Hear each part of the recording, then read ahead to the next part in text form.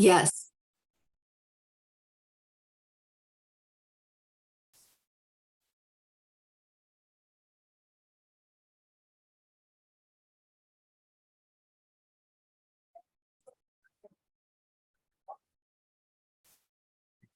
Can you hear me?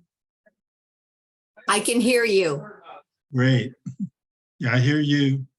Good. Thank you. Margie, you hear me?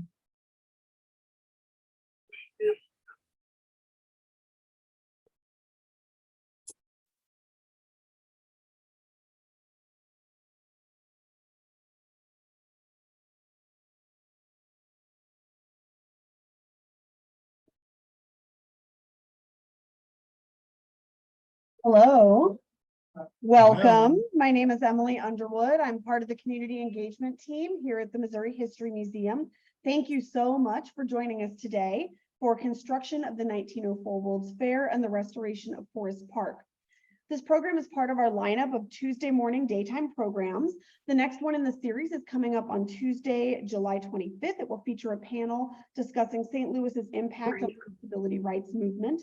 And then we also have a series called Thursday Nights at the Museum, which brings you new, engaging topics every week. Those nights always start with happy hour at 5:30 p.m. with activities and food and drink available for purchase, followed by a main stage program at 6:30 p.m.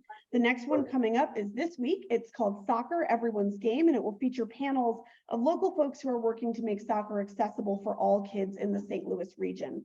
You can find all of our upcoming events, as well as tours, K-12 and early childhood programs on our website, which is mohistory.org, or of course on the Missouri History Museum Facebook page. Today's program, of course, is about the 1904 World's Fair, and many of you probably know already that we have temporarily closed our World's Fair exhibit after almost 20 years to give it a bit of a makeover. And we're very excited about the changes that are going to come, and we're excited for you to see the new exhibit when it opens in 2024 in spring. And in the meantime, of course, you can find World's Fair products in our museum shop. You can find some World's Fair content on our YouTube channel, and we're also bringing you programs like today's with Mike Truax. Mike is the current president of the 1904 World's Fair Society. He collects memorabilia, researches many topics about the fair, and he's produced many programs about the fair. He loves sharing information and amazing stories with audiences about the World's Fair. And we're so happy he's back on our stage today. So please join me in giving a nice warm welcome to Mike Truax.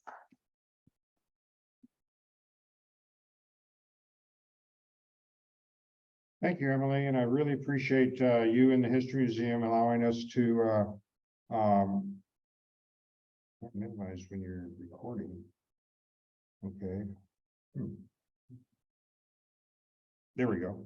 Okay, now they can grab my screen and stick it up there. Okay, I want to welcome everyone to come. We've got probably well over 100 people here, and Emily will get a halfway decent count for you. I am Mike Truax, and this is the 119th anniversary of the World's Fair, and it's also the 37th anniversary of the Society. Emily told you that the World's Fair Museum has been taken down. It'll reopen next year in about 10 months or so, and I can't wait to see it. Today, you'll see a presentation about the World's Fair from a different perspective, mainly looking at the events before the fair opened and what happened after the fair closed. I usually ask at a meeting like this if there are any new members or non-members here tonight. So if you're not a member of the Society, please raise your hand. Wow, there's a lot of people from the History Museum that the advertising caught, just at a guess, 40, 50, 60 people. If you're a member of the Society, raise your hand. That's pretty good. So you people who aren't members, make sure to get some handouts and read that over. They tell about the World's Fair and about the Ferris Wheel, and you'll learn more about that as we go through this presentation. And if you're interested in joining, you can contact one of the members or read that handout. Please be sure and silence your cell phones so that they don't go off in the middle of the presentation. And for members who know about our meetings and stuff, be sure and visit the Society website regularly. The new upgraded website has been released with information about our upcoming meetings. You can purchase Society merchandise and pay online. It also has pictures of past meetings and past bulletins. Also, for everyone, how many people know about the Society's Facebook group? Only a few people. Well, even if you're not in Facebook, I think you can go look at it. The 1904 World's Fair Society and Appreciation Group has nearly 6,000 members. And there's always postings about World's Fair events, memorabilia, buildings, etc. And I've learned a few things from many of those 6,000 people, even after researching the fair for 25 years. And on YouTube, this is being recorded and we'll eventually get this presentation on YouTube. There's over 15 society meetings over the last 2 years that we've recorded, and you can go and see some of the past meetings. A quick update about next month, some upcoming meetings on Thursday, August 17th at 6 p.m. in Booter Library. And this information, of course, is also on our website and in our bulletin. Karen Gehring from the Missouri History Museum will give a presentation about this very building. Well, maybe not this new part, but the old part of the building. And you'll see a little bit of that at the end of this presentation. About the history, she'll tell us about the history of the building, how the Historical Society began and moved into this building. She's the Managing Director of Administration and Operations for the Missouri History Museum. On Saturday, September 2nd, the Society will have a special members opportunity to take a guided tour of Bell Fountain Cemetery and Arboretum. We will have tours at 10 and 1:30. The tours will require a reservation and a $15 payment to cover the expenses and make a donation. Our master guide and former treasurer, Dan Fuller, will take us on a trolley bus tour of the park to see the final resting places of many of the people who helped organize and run the Louisiana Purchase Exposition. Our September meeting, we will have a meeting on Sunday, not meeting, but an event on Sunday, September 25th at Francis Park, and we're going to man a tent like we did last year at the event, the art show they have there called Art in the Park. And I know there's a few members here who participated in that. If you did Art in the Park last year, raise your hand. There's a few people here and there. We saw hundreds and hundreds of people and sold merchandise and just had a lot of fun time there. So now I'd like to set the stage for this presentation by taking you back 119 years ago. It was Monday, July 18th, 1904. The fair had been open for 6 weeks, and the buildings, the exhibit palaces, and pike concessions were all completed and open. With the coming of summer, the eager crowds were getting larger and larger. It was Forestry Day, and 1,000 members of the United Order of Foresters met in the Temple of Fraternity for 3 days. That building would host dozens of conventions and congresses, and bringing in thousands of people to come see the World's Fair. The big electrical convention began with 800 or 900 people.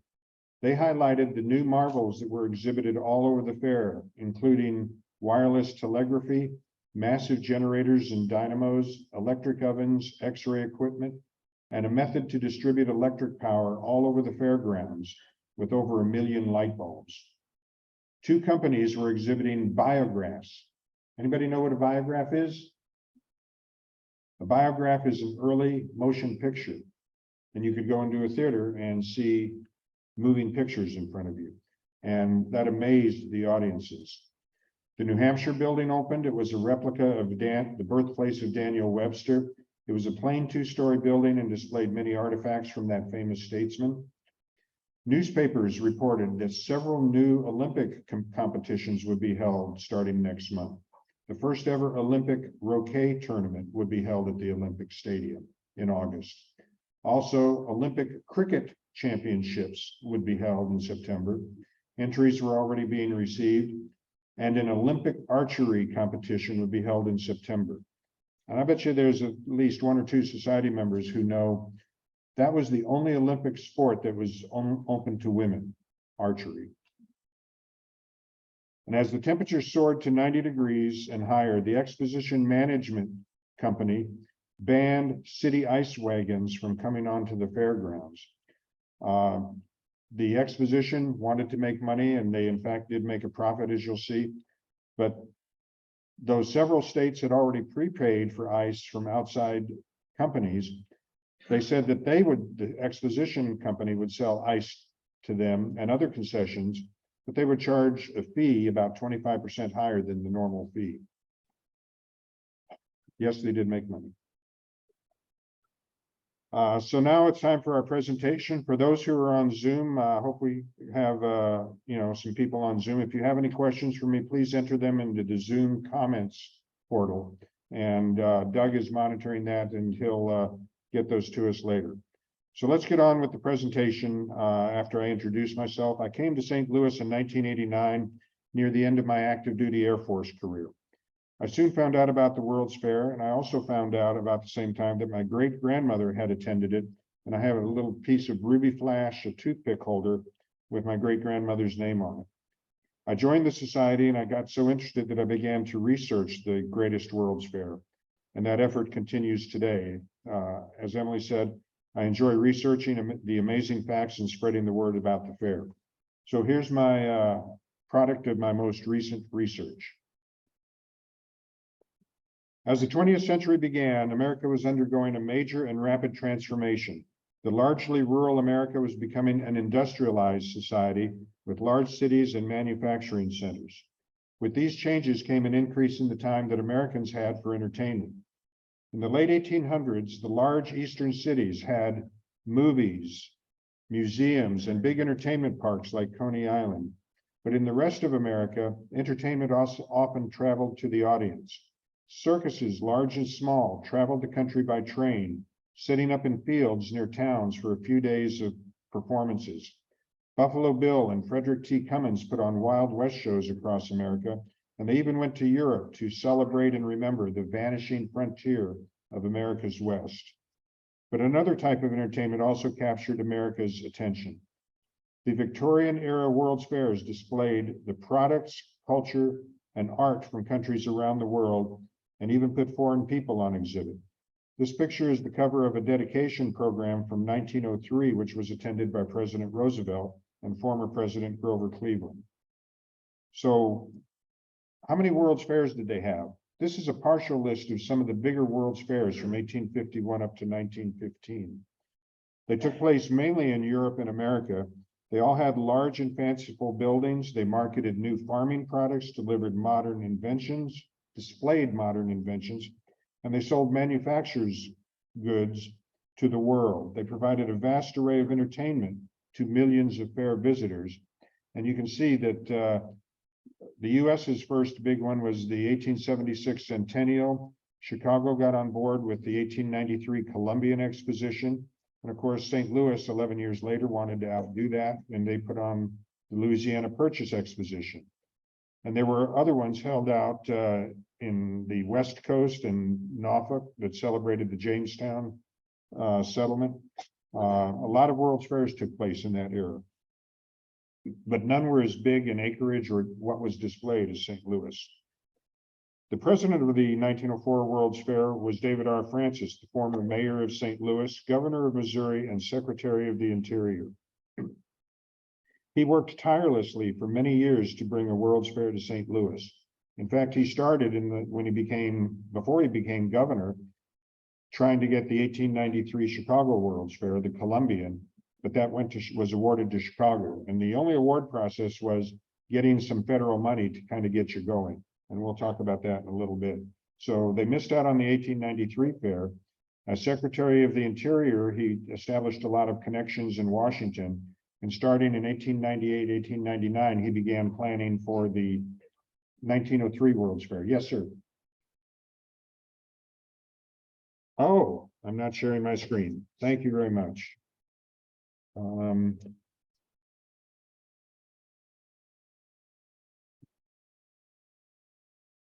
Give me just a minute to get over to Zoom here.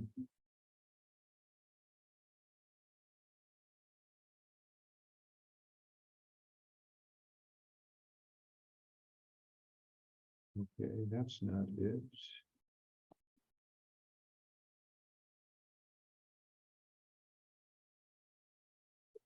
Okay, let's try this. Let's get into Zoom.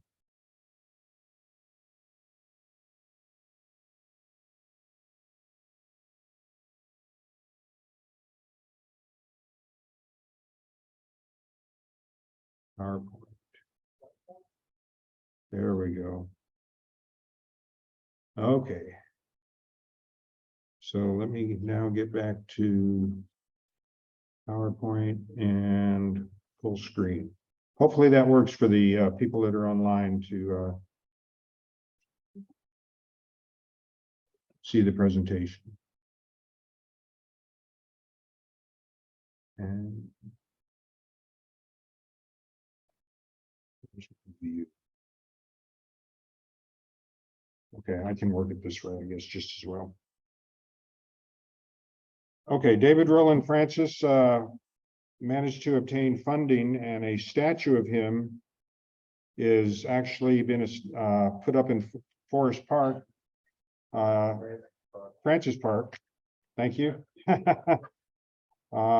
In 2018, on land that he donated to the city on Christmas Eve while he was in Russia. So why do we have World's Fairs? We talked about that. We're going to go into construction challenges and the fair, demolition, and what happened after the fair. There were a lot of things that began being proposed as we started getting the money organized. And I'll show you the money in just a second. But as the ideas were being generated and the funding started getting acquired and secured, we wanted to have something like Chicago had, but we wanted to do it bigger and better. Chicago had a bunch of big buildings around the edge of Lake Michigan with canals, etc. So the Louisiana Purchase Exposition wanted $15 million in capital to start work. They did get $5 million pretty quickly from the sale of private stock. They also got $5 million from the state of Missouri. And they finally acquired in the middle of 1901 a $5 million loan from the federal government. And with that, they started selection and site planning. They found two things out pretty quickly. Number one, they were going to need some more money to get the building going in 1903. And also by the time about a year had gone by, they were spending money left and right to get the buildings built. And in mid-1902, number one, they wanted to get all the buildings done. And number two, they wanted a lot of participation from Europe. And given only a year, Europe kind of balked a little bit, to try to build a big building or something in less than a year. So they delayed it to 1904 for European participation. But plans started coming in right away and quite early, in fact. John Anderson proposed a big tall tower. Guess what? 1,000 feet higher. It was a three-legged tower. And doesn't that look like something in Paris?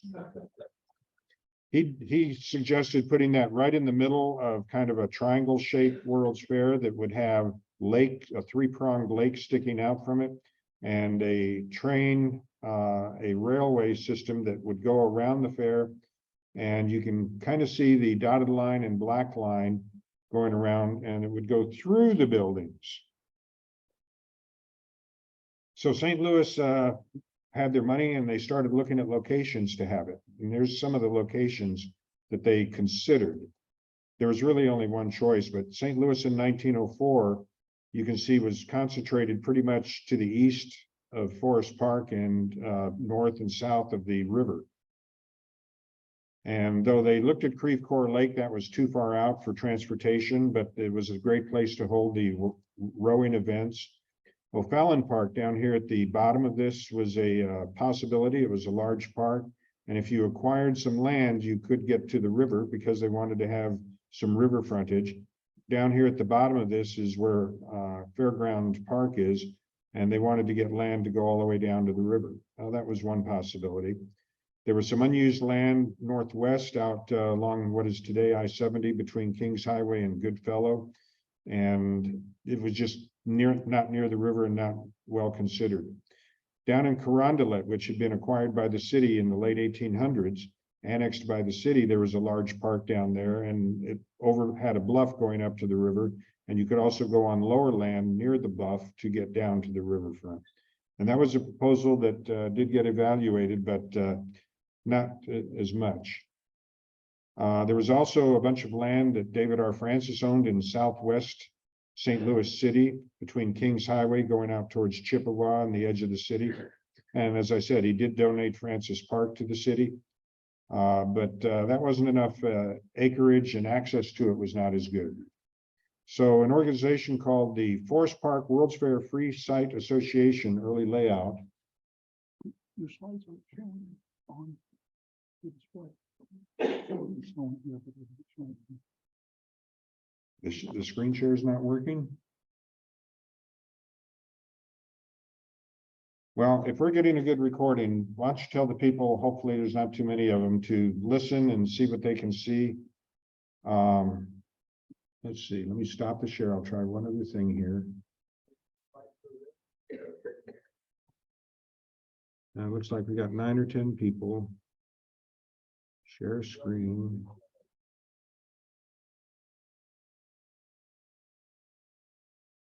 One slideshow. Share. Hopefully that's a little better, Doug. I appreciate the information. Try. Okay, good. Little reset there. So this World's Fair Free Site Association was formed to say Forest Park is the place to have it. Now, this is a map of Forest Park at the time with a drawing of where the World's Fair could be. It's got south at the top, from Kings Highway on the left out to Skinker on the right. And they came up with an L-shaped layout in the undeveloped part of the park because the city had said you cannot use the eastern part of the park because that's developed. That is St. Louis's playground, but you could use the western part. And if we look at that, you can see there's big palaces and city buildings, and there's higher elevation here in the middle, which today we know is Art Hill. And eventually that was chosen without a whole lot of discussion because there was train access to that. They could get the construction material out there. And here's an early plan of Forest Park with our, as it was called, a fan-shaped building. This is a better drawing of that. And if you look at the top of Art Hill here, this big curved thing says art. This is where the art palace was going to be, in this big curved building. And we know that didn't happen, that the art museum ended up being put back behind there and Festival Hall got put in front of it. And they began to name the buildings, and they were awarding contracts to build these big buildings, the smallest of which was the size of 4 Macy's, about 9 acres. And after a while, as they started looking at more and more exhibits, they realized we need to move machinery over here, and we'll call this Varied Industries, and they renamed them all. So sometimes you'll see pictures of a building with the wrong name on it, like textiles. There was no textiles building for the fair that was built. So we've looked at this a little bit, and I've already kind of told you where was the fair located exactly from looking at it. Well, here's Forest Park where we are today, on the northern edge of Forest Park. And if you say the fair was held in Forest Park, with the History Museum right here at Lindell and de Bolivar going up to the north, the major street names are in blue and the landmarks are indicated in black. So let's go back and look at the World's Fair. And there's all the same landmarks aligned in the map that has been cropped to have north at the top instead of south at the top. So let's put these 2 maps together and put the World's Fair over that. And you can see that the World's Fair basically started at Hampton, where the main entrance by the zoo is, and went out past Skinker, and then went all the way out to Big Bend. And they rented some land. They rented Washington University, which was beginning to build their new campus. They rented all this land in green for more exhibit palaces and the Philippine exhibit. And they finally, in late 1903, got this tract of land on the north side of Lindell rented, because that's where they had really wanted to put the pike. And that's what they ended up doing. And as a result, probably about a third or more of the pike attractions were not open on opening day. There were construction challenges to meet. Here's an engineering map of the World's Fair that shows the low and high pressure water lines, the sewer lines, and interestingly, it has on, hopefully, can you see the mouse at all? No. This is one of the more interesting things that you hear about today. The River de Pere comes in the bottom down here and follows this kind of gray shaped path comes up in this area and ends up wandering around the base of our hill and goes all the way up around here into a lake before it exits the fair over here. Well, they wanted to build all these buildings on top of that swamp. There were some trees over here and they had to take these trees down. So starting here and this red line, they buried the River de Pere right along these lagoons in 3 wooden conduits that were, I think, 12 by 12, and finally exited at the right place. They filled in part of this lake, and part of Liberal Arts was built on pilings where that lake had been. So imagine overcoming that. So here's a map that shows that same thing that I described on on the current map of the fair. The blue dotted line shows where in 1903, 02 and 03, they buried the River de Pere. And then the red line shows where the River de Pere is now buried today. So there's where they buried the River de Pere into the 3 wooden channels. And this is a great view from the Post-Dispatch. There's the History Museum right here. Here's Lindell. Here's Forest Park. This shows the pile of dirt where they dug out, put the concrete channels in that go right along Lindell. And Emily, I don't know if you've ever heard the River de Pere. I've heard from people that after a thunderstorm, if you go out around the fountain, you can hear the water rushing underneath. And it goes all the way along Lindell before Union. It kind of cuts off to the south and goes all the way into the park and goes out and eventually goes underneath the high school and the science center and comes out just east of Macklin. And if you take the Macklin overpass, when you get down to the lowest part where you're over the trench and you look to the east, you can see where the River de Pere exits. That was a massive, what do you call it? Bond that was issued to millions of dollars reconstruct the River de Pere, because although they thought they had it buried in 1915, what was left of a hurricane, a tropical depression, came up and sat over St. Louis for 2 days and dumped about 20 inches of rain. I didn't include it, but there's a picture of the History Museum surrounded by probably 2 feet of water. I don't know if it got up to the floor or not, but they said, well, we can't have that anymore. We've got to do something.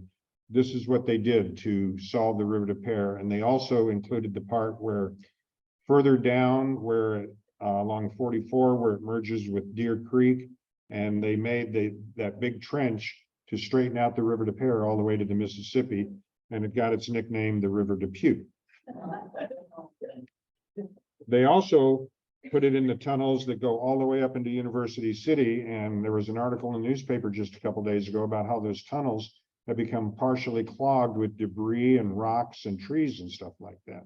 So that's still an issue. They've got to get into that tunnel and clean it out so that it flows a lot better. So moving on to the fun stuff, the construction. They had the money, they had the plans, and they wanted to start building. So in late 1901, they drove the first stake, which is a point up behind the art museum. And if you remember that fan-shaped thing that had all those lines coming together, that's where the first stake was. That was ground zero for measuring where the palaces would be and Art Hill and stuff like that. So then a few months later, they had groundbreaking on December 20th, 1901. The newspapers reported it was in the single digits at best. They had to light a fire to soften up the ground so that they could shovel the dirt. And everybody is wearing their heaviest coats and gloves and stuff like that. But they did have that groundbreaking ceremony, with appropriate dignitaries. And then they started laying out where the buildings were going to go, and they started construction. They laid a foundation and they started raising a core for the walls with lattice work. And this picture is undated, but this was probably early 02. And not too much later, what you see there would turn into this, and walls would be constructed with scaffolding on the outside. And on a view just a little bit later, probably in '02, here's the wall from the outside. You can see ladders going up the side.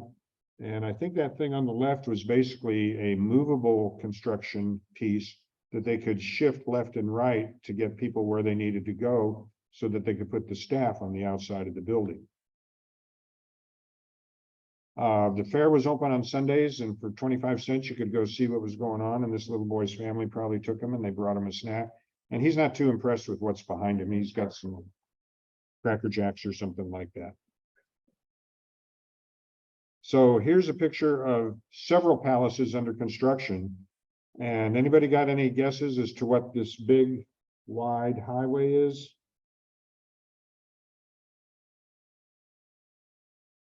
Three 12-foot channels made out of wood put together, covered with dirt. That's the River de Pere. Buried under that big wide walkway. And there's a couple palaces that look like they're moving along. This was taken from the top of Liberal Arts, which was moving along, where they had dedication day. That's the Palace of Buried Industries back there. And this palace, Manufactures, is just kind of getting going. The walls are going up. Just to show you a little bit more detail. I've got a lot of these pictures that I will be able to zoom in on a little bit. So let's take a look at Festival Hall under construction. This is a picture before they really got going, but the colonnade and the two pavilions were built on the top of Art Hill. And the Cascades in front.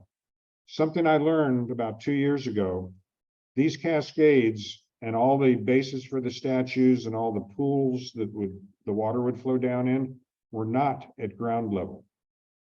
They were all elevated 8 to 10 to 12 feet, and there's basically a cave underneath them so that they could supply pipes to the various fountains and stuff like that. Just an effort that amazed me when I found out about that. So here's Festival Hall under construction, which was in front of the Art Museum in late 1903, November. The fair would open in about 6 months. I don't see any bucket lifts or, whatever. They've got the Cascades in place. This is where the first big waterfall is going to be, and the dome kind of is starting to go up here. And think about getting all those pieces of staff up there and putting them together, et cetera. From the backside, here's a Festival Hall under construction with about the same time, which is moving along a little bit better. The organ would be put in here, administrative offices, and the stage area behind inside of Festival Hall. Here's a side view of Festival Hall. I want you to remember this one. I'll mention it a little bit later with the dome up but not decorated. We'll see a picture of it a little bit later on from this angle. Going back to the rear view, see the fanciful decoration up there and stuff?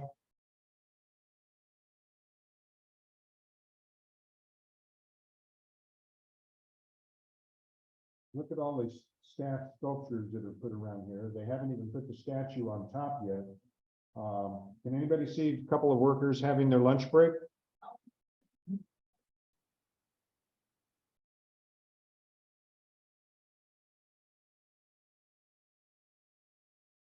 February 1904, the end of February. The fair is going to open in 2 months.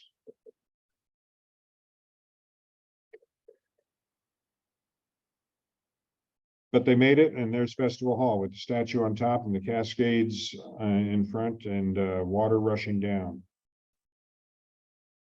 And another colorized picture just to put it in perspective. In this picture, you can just barely see a small tiny bit of the Art Museum right there, that angled rooftop there. Just to show you, when you're in front of the Art Museum by the statue, this thing was twice as tall as the Art Museum.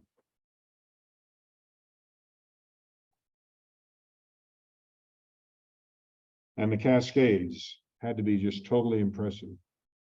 The big waterfall at the top, the sprays from the fountains, etc. And not only was there a cave under there for the piping, underneath one of the smaller side cascades is where the 3 big pumps were to pump the water to go up to the top of Art Hill to dump out 40 or 50,000 gallons per minute.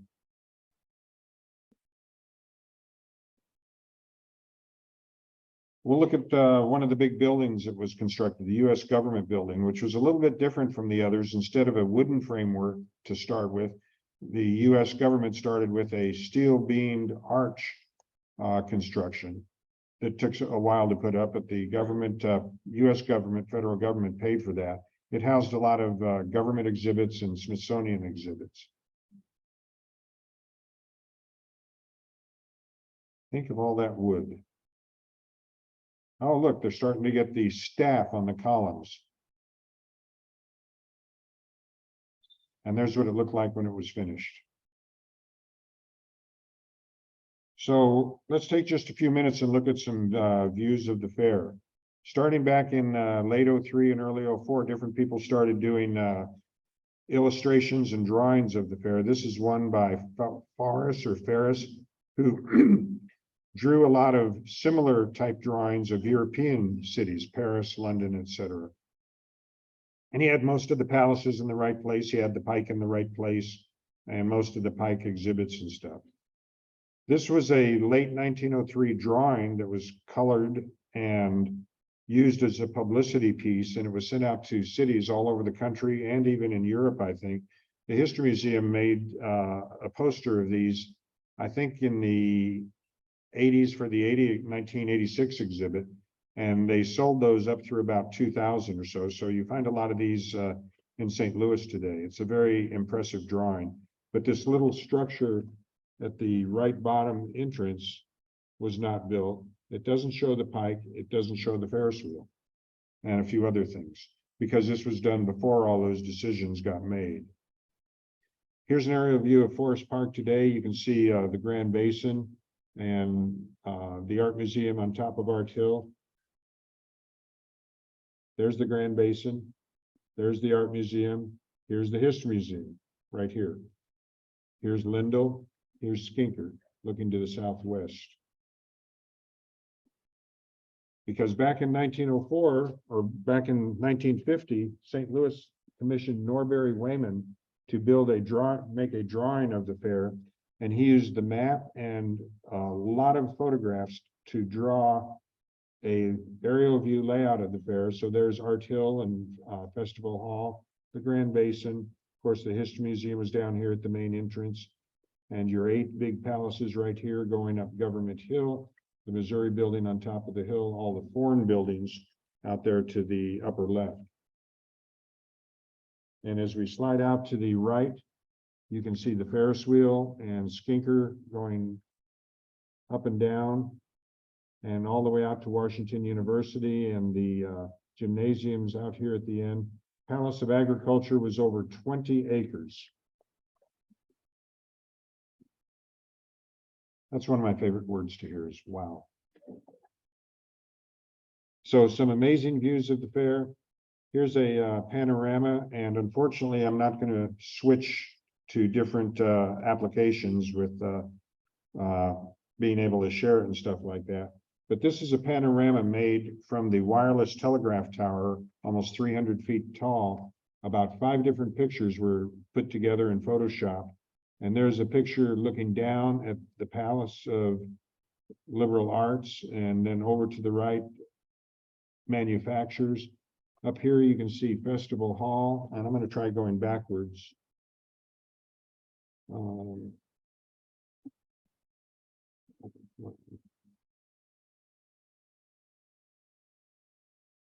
Okay, you can see Festival Hall here, and the Art Museum is behind it. And again, looking down at one of the large palaces, that little thing that's straight up, any idea what that is? That's the Ferris wheel. It's a sideways view of the Ferris wheel from over a mile away. This is one of my favorite views. Everyone knows where Government Hill is with the World's Fair Pavilion at the top and the fountain halfway down. And the U.S. government building was halfway up there. From the front steps of the U.S. government building, about where that fountain is today, if you look down at Government Drive, which goes across the bottom here where people park to get to the zoo, this is the view you would have. And the reason I like this so much is that Look at the size of the people here compared to the base of the statue, compared to the statue, compared to the roof line, and look at all the statues they put on top. How did they do all of that in 1904, 1903? Festival Hall again, just to enjoy the view. And the night view. Festival Hall and the colonnade and the pavilions had 3 strings of lights: amber, red, and green. And they had the technology developed that they could dim them. They were incandescent lights, and then change them. And they would change from the white, and the white would begin to dim and the red would come in. And before you know it, you're looking at everything kind of glowing red. And then it would switch over to green. It's a very impressive effect when it's done right. And it's well described in some of the diaries and stuff from the fair. So here's a view, kind of a then and now, looking down Lindell from the front of the Washington University Administration Building, now known as Brookings Hall. It was completed in 1904, and this was looking down, and in the distance to the right, you can see construction going on in the upper right. Well, here's what that view would look like a couple of years later when the fair was completed. Palace of Transportation on the right with Belgium closer. And on the left, I think that's New York to the North Pole and the beginning of the Pike. Okay, so the Ferris wheel had been built for the Chicago World's Fair in 1893 by George Washington Gale Ferris. It was taken apart and moved to North Chicago for about a year or so of operation. And in fact, he put an amusement park around it, and it ran until I think about 1901. Unfortunately, not long after the Chicago World's Fair, George Washington Gale Ferris got divorced, he died, and the company went bankrupt because there wasn't enough people coming to see the Ferris wheel and stuff to, justify its operation. So with the company in bankruptcy, they kept operating for a couple of years, going deeper and deeper into debt. And to settle their debts, they basically demolished the whole Ferris wheel park, and the Ferris wheel went up for sale. The Chicago House Wrecking Company, and I'll get to them, said, there's a whole lot of steel in there, and we're a salvage company. They bought the Ferris wheel that had cost, I think, some $700,000 for $8,150. Problem was they had to take it apart or blow it up or whatever. Well, about that time, St. Louis was getting their World's Fair organized, and I think they contacted each other, and St. Louis wanted to have a big signature piece, and they said, we'd love to get that Ferris wheel. What's it going to cost us? And they negotiated, came on a financial settlement of sorts that we still haven't gotten the details on. But they figured out how to take the Ferris wheel apart again. It hadn't been moved for 8 or 9 years, well, 9 or 10 years. How to take it apart, and they put the 70-ton axle on 2 railroad cars. They put the rest of the 100,000 parts on about 175 train cars and brought it down to St. Louis in late 1903. In early 1904, they started building the foundations and the towers. Once they got the towers and all pieces down here, and the support towers are the angled towers, and all that vertical wood is, and the cranes on the top are what it took to lift pieces of metal up to where construction workers could put it together. I think they had a crew of close to 100 people that were rebuilding the Ferris wheel. So here's March 1904. The fair is going to open in about a month. So now they've got the axle on there, April 6th. The fair is going to open in 3 or 4 weeks, and they're starting to get the curved parts of the wheel together. And can you see the workers? Normally, in a presentation like this, I can switch applications very quickly and really zoom in, and you can see that those construction workers all have hats on. They don't have any safety belts. Okay, can you guess where the construction workers are on this one, which is 2 days before opening day? Okay, can you see the construction workers now? Okay. So now about a week later, look at that. They've got the inner circle done, the outer circle. There's one car on the Ferris wheel down here. And I bet you can see a couple of people now that I've asked that question. That guy is probably 220 feet up in the air. And you can't quite see it, but he does have his hat on. So there's the observation wheel about 3 weeks later, all completed. All the cars are on it, been tested and adjusted, and they're open for business on April 28th. And as we zoom in here, you can actually, I think, see that there's people in the cars. All the men probably have hats on too. And the windows could be open, but they had bars in front of them that probably don't show up in this picture. And now we're going to take a ride on the Ferris wheel. How many people have gone on a Ferris wheel down at downtown? Well, that Ferris wheel is only 200 feet. This was 250 feet. Mark Eisenberg, would you stand up on the corner? Is that you right there, Mark? Would you stand up for a second? If you go from Mark to the railing and back behind him and all the way down that row, and sir, you with the tan hat, would you stand up also? Yes, you. Would you raise your hand or stand up? You two would be on corners of the Ferris wheel in the car, and the car would go all the way back to that main aisle. One Ferris wheel car, 16 by 26. Thank you.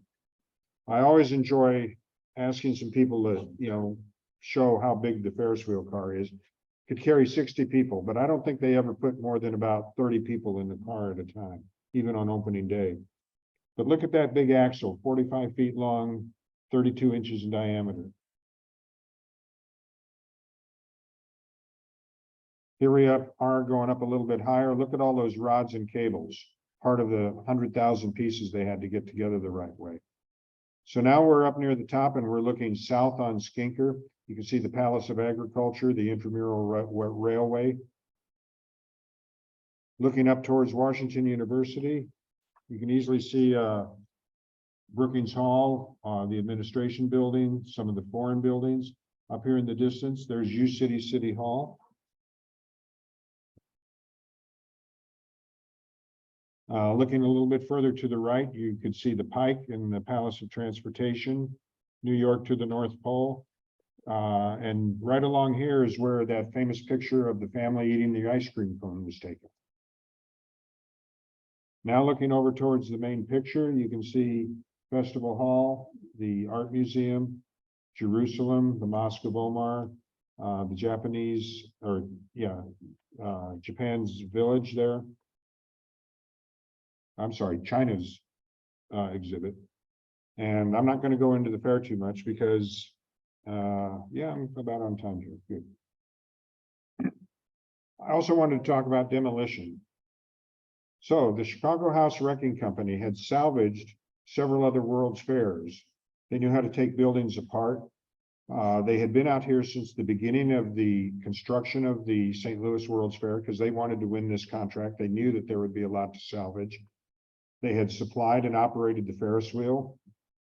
And once they got past a certain amount of money, I think they did share, as did all concessions, about 25% of their gross revenue was basically taxed by the World's Fair. That's how they made money, just like the ice. There was a contentious bidding because there were several bids that were submitted, and some of the pieces were already spoken for. For example, the intramural train cars were going to be sold under a separate contract. All the foreign buildings and state buildings were owned by the countries or states. Many of them were sold separately. In fact, some of the smaller state buildings were sold and relocated to various places in St. Louis. The huge Brazil building that I pointed out once or twice was steel framework, stone construction, taken apart, taken back down to Rio de Janeiro, and it became their Senate building for the next 25 or 30 years. So they paid, the wrecking company paid $450,000 to the World's Fair Company to salvage the palaces and many buildings. The LPE company just didn't want to get into that much of a mess. They didn't have the manpower to do it. The Chicago House Wrecking Company had the experience. They built up a staff of 2,000 people with their process. They had 2 fire departments in 1905. And as soon as a building was emptied, it was turned over to them for salvage. They got going, taking it apart from the top down. They had tunnels to send the staff down, to send the wood down on. And a lot of that salvage was shipped directly to purchasers and not stored. Some of it was cash or carry. If a man building houses brought a big horse cart out and wanted to get a lot of wood to build houses and stuff, load it up and come to a price. Of course, after the fair closed and before demolition really got going, there was a snowstorm, I think the winter of 04, 05, and people started sledding down Art Hill. On some other pictures, you can tell that they're sliding down Art Hill on folding chairs that probably came out of Festival Hall.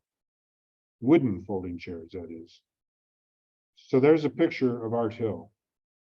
And look at that sad picture of Festival Hall.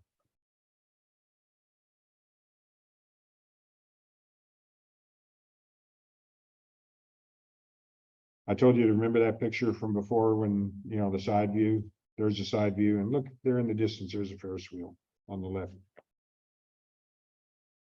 There's a Palace of Transportation, probably about halfway down, with a yard full of rough lumber. So what did they do with all that lumber? Another view of transportation coming down. There are several of these pictures either on the Missouri Historical Society website or the St. Louis Public Library, where most of these pictures came from, and there are lots more of them. Down comes another palace. I think this is the Palace of Machinery. And they even took apart the bridges.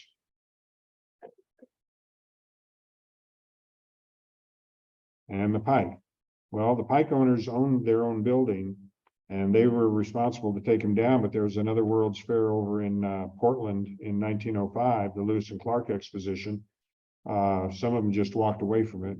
And after a certain amount of time, if they weren't going to take it down, guess who took it down? The Chicago House Wrecking Company. More salvage for them. Here's the plaza with the Tyrolean Alps in the background, you can see. And if you look up close here, there's a nice white horse with a fire wagon behind it. And looking down from Art Hill, there's a tower of the Palace of Electricity here on the left. And the Louisiana Purchase Monument in the distance. No palaces over here. They've already been taken down, I guess. So the Chicago House Wrecking Company, having salvaged World's Fairs before, they estimated that they salvaged 100 million board feet of lumber. They filled up 10,000 railroad cars full of staff. Most of it went to landfill, although I think a couple hundred railroad cars were recycled to make plaster again. I'm not sure how successful that was. They pulled nails out of the lumber and filled up barrels of nails and filled up 20 railroad cars full of barrels of used nails. 3 million pounds of copper wire, some of it on the original spools, unused. 2 million square feet of windows, light bulbs, about 1 million, boilers, furnaces, and dynamos. And here's their catalog about the thickness of a National Geographic. The $50 million fair up for salvage. And it lists, the Ferris wheel, of course, was maybe up for salvage. Fence, railroad track, iron pipe, office furniture, and a laundry list of miscellaneous stuff that came from the buildings. What a sale that was in 1905. But it eventually got down, where there wasn't much left of the walls or palaces or anything. And when I came across this picture on the State Historical Society, I'd never seen it before. This shows the Ferris wheel with no cars on it. The cars went early when they decided to salvage it and blow it up or move it. There were no buyers to take it, so they weren't going to move it. And they were going to salvage it. But this picture of the lonely Ferris wheel, I just really love. And does this zoom? Oh yeah, this zooms. How many people can see the art museum?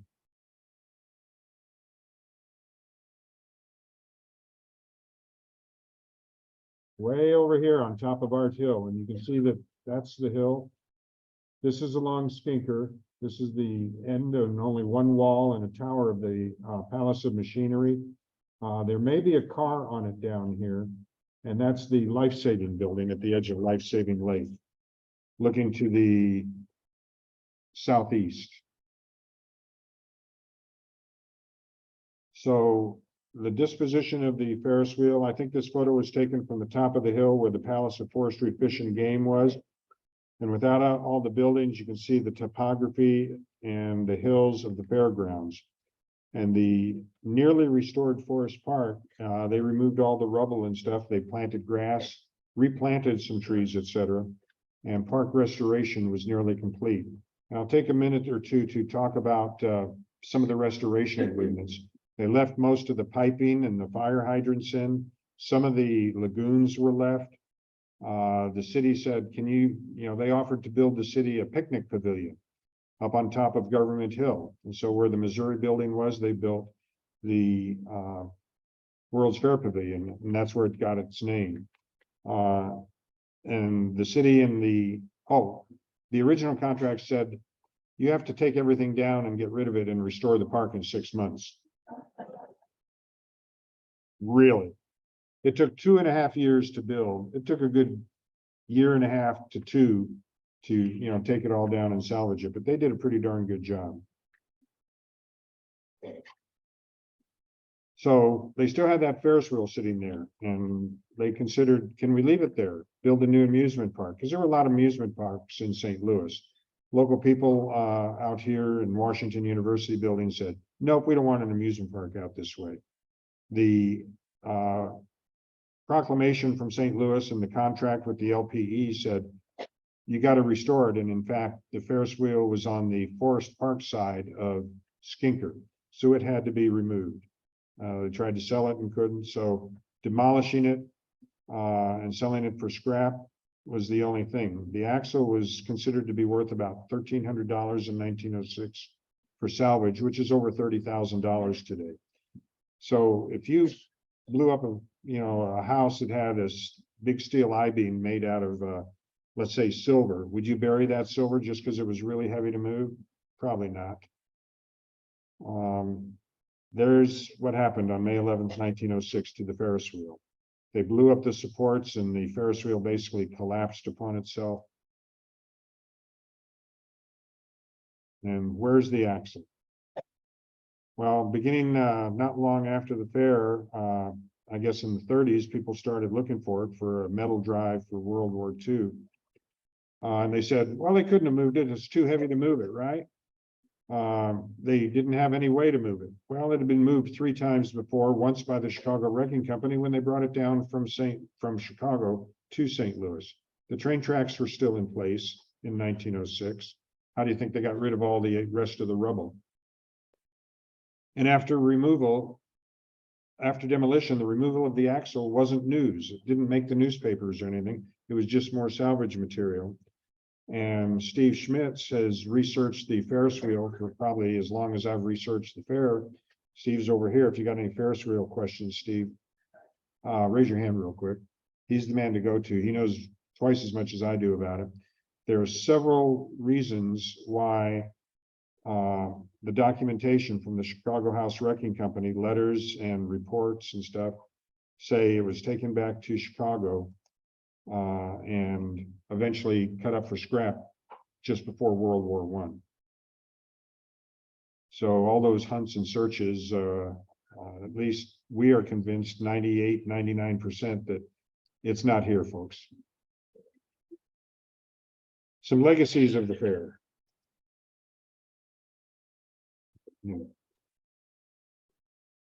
Yeah, how'd you like a glass of water, folks? A few months before the fair opened, that's what came out of the faucets, and it was considered pretty good water because it was taken from the water collection places up near the Chain of Rocks Bridge.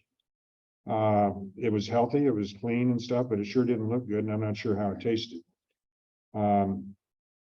Mark Twain's comment was made about many rivers, but he said it was too thick to drink and too thin to plow. But can you imagine if this colored water was used in the fountains and all the sprays in the lagoons?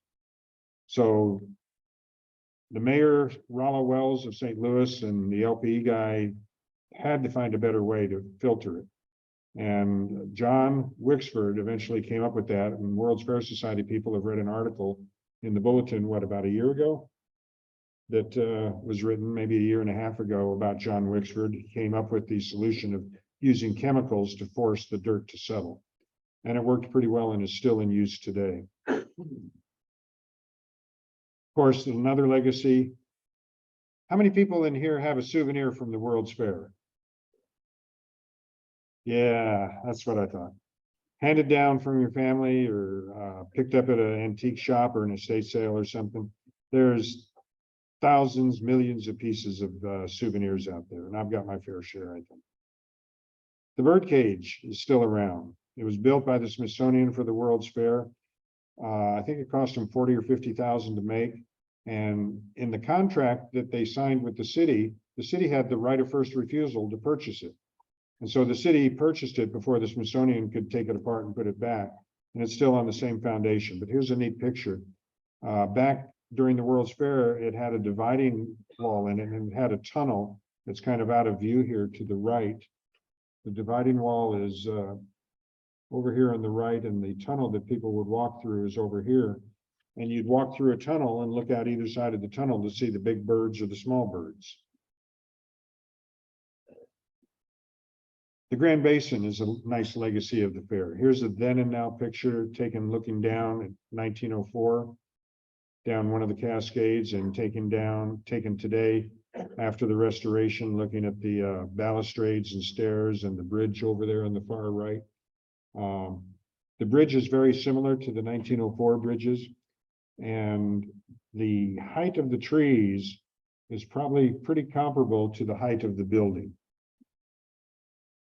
So just imagine all those trees being a building next time you're up on top of Art Hill. I mentioned about the World's Fair Pavilion, which was made with profits from the fair. And they had enough money left over to do a couple of other things. They also put up gates in front of the World's Fair Stadium that called it David Francis Stadium. Named it after him with some pocket change left over. And they also used $300,000 or $400,000 and built the Jefferson Memorial, which was the first memorial to our third president, Thomas Jefferson.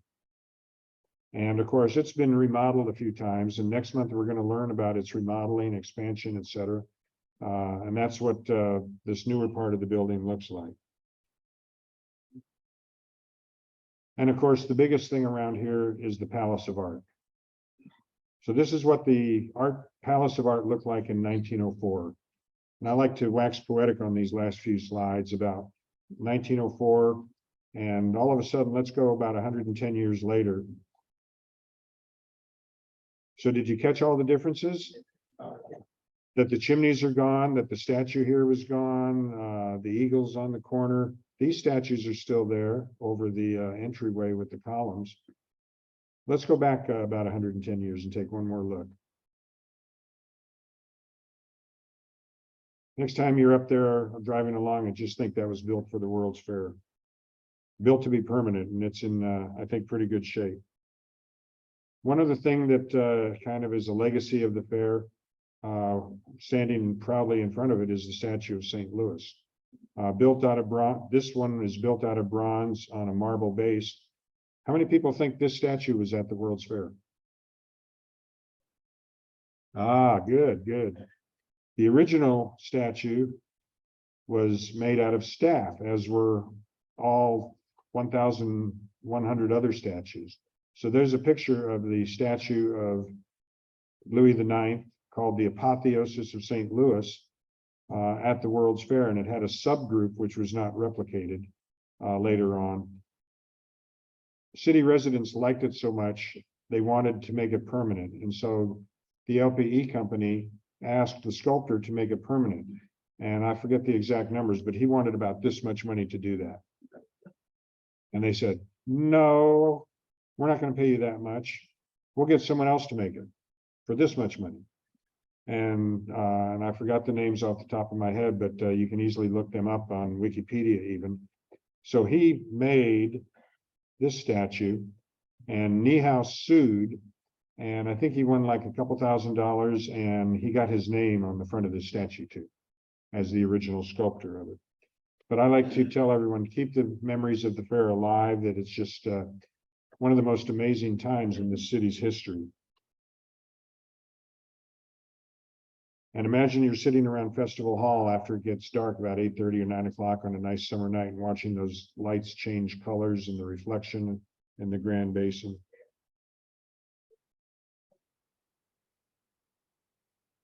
And that's my presentation, folks.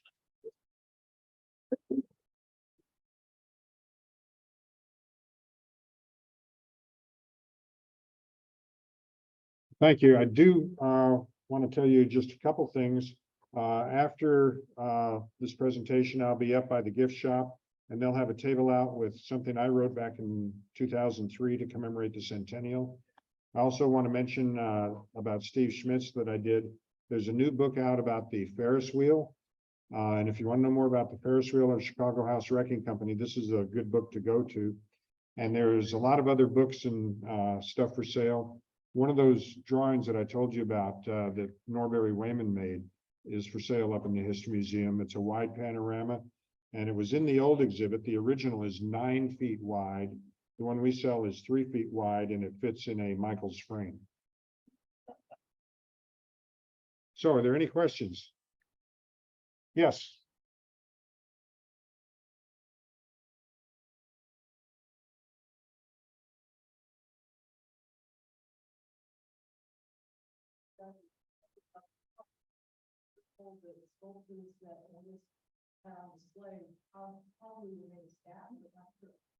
Well, are you talking about are you talking about statues? Yes. Okay, are you talking about staff statues or famous works of art that were brought over from Europe usually? Don't know. Yeah, Delau was the name of the French sculptor who exhibited at the World's Fair. Delau. Well, he can be looked up if you send an inquiry to the Society website. I might refer it over to the History Museum, but there are catalogs of all the pieces that were exhibited. The people that owned them, whether it was France or England or Germany, took back all their art, unless it was for sale. And not too much of the artwork, I don't think, was for sale or left behind. The statues, there were about 10 or 15 statues that were spoken for. The Lewis and Clark exposition wanted the statues of Lewis and Clark and a couple others. Some of them were moved to local cemeteries, but they were made out of staff on a wood frame. They didn't last outside in the weather more than a couple of years. They'd get wet, freeze, break apart, etc. Good question. Any more? Yes. I have a question prompted by the next to last slide. The Ferris Wheel instead of Festival Hall. Oh, that's a real interesting question. I can think of one person here who's a charter member and related to the founder of the society back in 1986, who might be able to answer that. Probably my guess would be, Sherry, she's right across the aisle from you. My guess would be that the Ferris wheel was just a more interesting visual logo to make our society logo than a building that looks like the US Capitol at a distance. Sherry, how's that sound? But that's been our logo since 1986, and you know, even though it wasn't built for our fair, it represents our fair, because I can tell you that up in Chicago or Buffalo, a pretty notable World's Fair, they don't have an organization like ours. It started in 1986 and is still going 38 years later, and has 300 members that we mail a monthly bulletin to. Buffalo has a small organization that they get together about 5 or 6 people at somebody's house once a quarter, and they publish this little newsletter thing. Chicago, there's a few people at the Historical Society that kind of remember the fair, but they're kind of more individuals, not organized and stuff like we are. And if you're interested in the society and the World's Fair, please do look us up on the web. We have a great website that I said is new and come out, and publish a monthly newsletter. And the History Museum is a great supporter of us. You know, they're always looking for their contributions too. Sir, yes, sir. Did Skinker pre-exist the fair, or was it closed during the fair?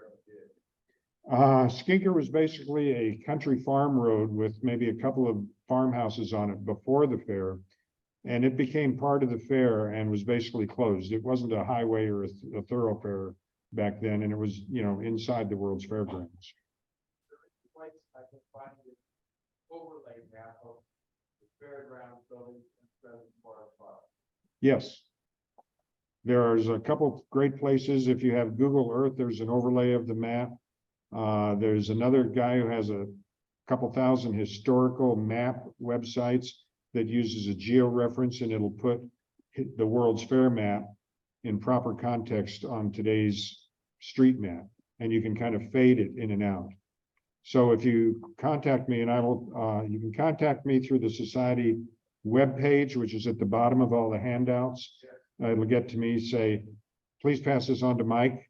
Or if you want to contact me directly via email, my email is my last name, Truax, Truax, @charter.net. Yes, ma'am. You want to stay and listen to the questions, or do you want to go? Was the neighborhood around Forest Park welcoming the fair? Well, the city had built itself out to and surrounded the eastern part of Forest Park. There was some up further north, but there wasn't anything, you know, in the western part. Up to the north, the Delmar was kind of built up going out to universities, what became University City. Dogtown was built with streets, and there were a lot of people down there. And how many people think that Dogtown got its name because of what happened at the World's Fair with Philippines? Yes, no? No takers? No. Dogtown was Dogtown back in the 1800s because there were a lot of miners there that went into the clay mines around Dogtown, and maybe even in Forest Park, I don't know. And they usually had dogs to keep people away when they were down in the mines at work during the day. And there's an 1897 or 8 newspaper report about settling a domestic disturbance in the Cheltenham district of Dogtown. So it was Dogtown long before the fair. Yes, Mark.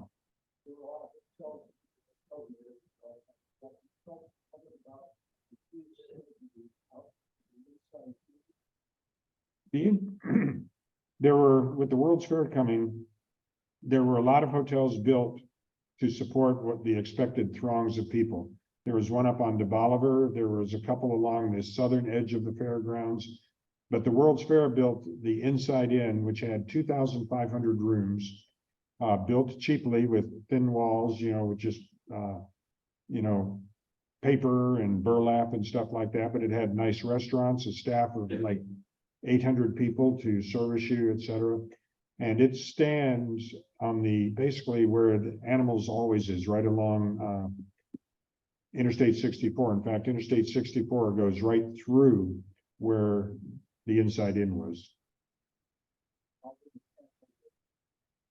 Yes, it made a lot of money for the guy who put it up. His name was Statler. Statler started a hotel chain and made a lot of money. Yes, sir. Back first row. City of Louis and used military style campground with dining halls and showers and everything else. Hundreds and hundreds of people just walking distance to the fair.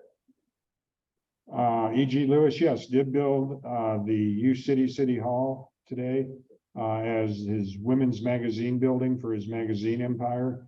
And he had a tent city that you could stay in much cheaper than a hotel. And yes, you could walk to the fair, but it was a mile. But people walked a whole lot more back then than we did today. And I was just reading somebody's diary or review of the fair a couple nights ago. And he said, the World's Fair was really good and it had great exhibits and stuff, but it sure would have been nice if all the exhibits and buildings were a little closer to each other because you spend too much time walking. Got a chuckle from that. One more question? Steve? Oh, yes. E.G. Lewis on top of U City Hall purchased from Russia what at the time was one of the world's biggest searchlights, and it's still there. I don't know how often U City uses it. I've seen it in use a couple times, even got to go up and see it in use once. And that searchlight was going to be used to attract people to come out to University City and stay in his tent city. And eventually, a few years later, U City got incorporated. He became the city's first mayor, etc. But he had an empire. He was building a bank and he was building this and building that. And he eventually got himself in trouble with federal authorities.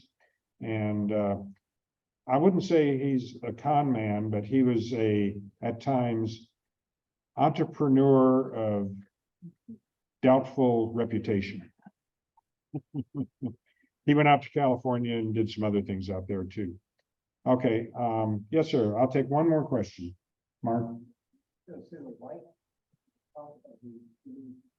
All the women's management, but he's trying to vision to be trained. Oh, yes, and they still do that today. That searchlight on top of the U City building was movable and pivotable, and he basically shined it towards the fairgrounds, and people would go, hey, where's that light coming from? Do we want to go check that out? You know, and et cetera. So,